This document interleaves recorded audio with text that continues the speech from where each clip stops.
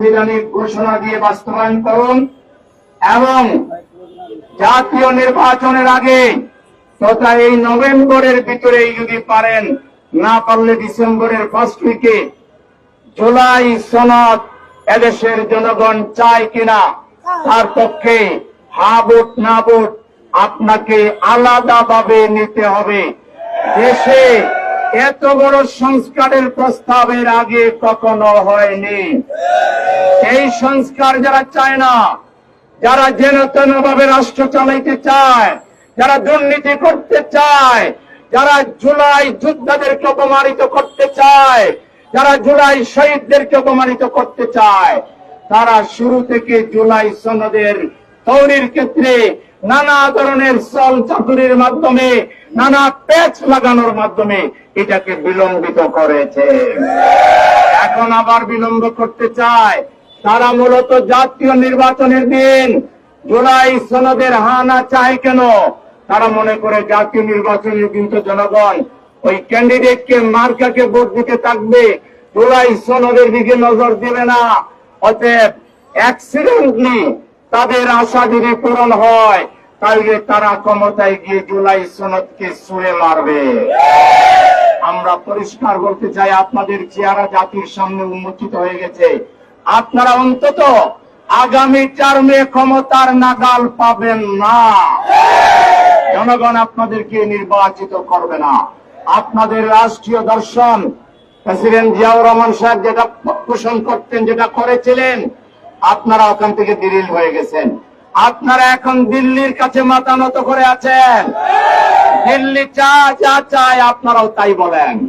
সুতরাং দিল্লি মার্কা কোন দলকে বাংলাদেশের জনগণ আর গ্রহণ করবেন না। আপনারা জুলাই চেতনার কথা খুব বেশি বলেন না। আপনারা 7ই নভেম্বরের কথা বলেন না। 7ই নভেম্বর নারায়ে তাকবীর আল্লাহু আকবার স্লোগান দিয়ে সিপাহী জনতা ঐক্যবদ্ধ হয়ে বাংলাদেশ রক্ষা করেছিল। একইভাবে জুলাই যুদ্ধ, একইভাবে নারায়ে তাকবীর আল্লাহু আকবারের স্লোগান দিয়ে ইসলামী জনতা, দেশপ্রেমিক জনতা ঐক্যবদ্ধ হয়ে আমরা সফল হয়েছিলাম। আজকে এই দুই পর্ব যদি আপনারা অস্বীকার করেন, আপনারা করছেন, আপনারা এই জুলাই যুদ্ধকে মৌলবাদ বলছেন, মৌলবাদের উত্থান, দক্ষিণ পন্থার উত্থান। দক্ষিণ পন্থার উত্থানকে যদি ভয় পান, মৌলবাদকে যদি ভয় পান, তাইলে এই ভাষা হচ্ছে হাসিনার ভাষা, দিল্লির ভাষা। আপনাদেরকে দিল্লি যেতে হবে। আপনাদের জায়গায় দেশের জনগণের বুকে মনে হবে না। সুতরাং আমরা এখনো ওই দলটাকে বলবো, আপনারা যদি আরো বিলম্ব করেন এবং একই দিনে নির্বাচনের কথা বলেন, তাহলে জাতি ধরে নিবে আপনারা নির্বাচন চাচ্ছেন না, নির্বাচন পিছাইতে চাচ্ছেন। কারণ দেশের জনগণ একই দিনে জুলাই সনদের হানা আর জাতীয় নির্বাচন কখনোই মেনে নেবে না। এর জন্য যদি বুকের রক্ত ঢেলে দিতে হয়, আমরা ঢেলে দিতে রাজি আছি। আবার আমরা আন্দোলন করব, সংগ্রাম করব, জীবন বাজি রেখে আমরা পুরাতন ফেসিবাদ আর নব্য ফেসিবাদের যে পদগুলি আমরা শুনছি, ওইটাকে আমরা পরাজিত করে বাংলাদেশে আমরা নারায়ে তাকবীর আল্লাহু আকবারের স্লোগানের ভিত্তিতে বিসমিল্লাহ নাগরিকগণ ঐক্যবদ্ধ হয়ে স্বৈরাচার, ফ্যাসিবাদ আর দুর্নীতিবাজদের কবর রচনা করে ছাড়ব।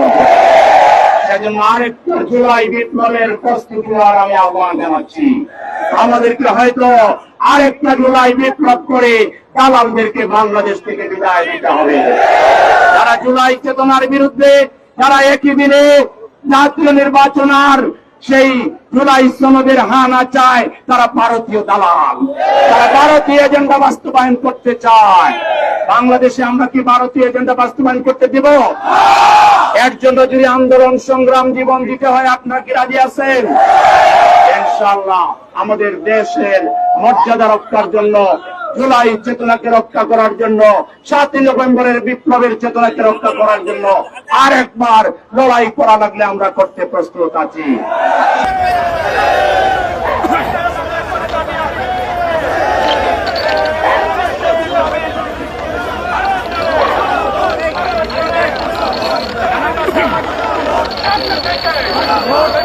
Take it.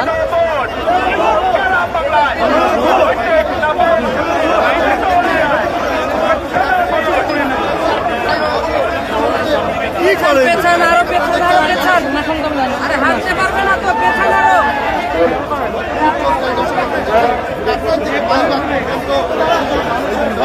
বড় মানুষের ঢল নেমেছে দর্শক। আজকের এই বিক্ষোভ